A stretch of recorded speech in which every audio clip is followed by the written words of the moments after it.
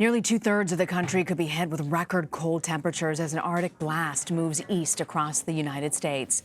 Heavy snow fell in parts of Michigan yesterday as a cold front passed through the region, and bitter cold temperatures are expected to hit from Canada through the deep south on Friday.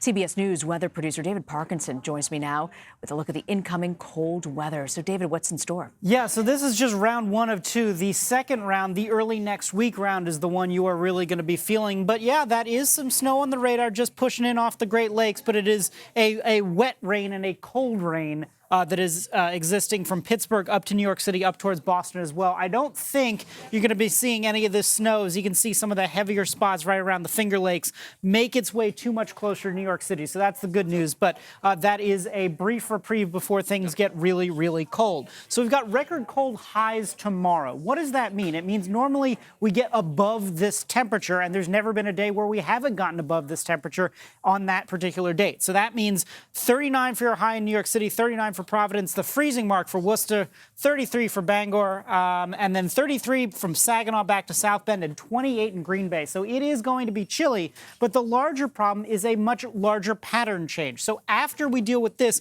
we have this high pressure system that's going to be scooting down behind this cold front. It is going to bring with it Arctic air from Canada. And so the problem that you're going to end up having is that as it slides south, it is going to slide as far south as the Mexican border. In fact, all of this cold air is just streaming in. And so what you're going to have is 150 cold records early next week. It is going to be just brutally cold with all of this air just coming in straight from the poles. So as we take a look at what the numbers are going to look like next week, the issue is going to be just simply how deep this goes and how far it extends. So on Monday, sure, this is what this looks like, but it will continue to push east over the next couple of days. So New York, the East Coast, that's going to be seeing it Tuesday, Wednesday, and Thursday. There is no reprieve in sight. So while you do have a smidgen of warmth on Sunday, maybe get out and enjoy it, because you're going to really need those heavy coats come early next week.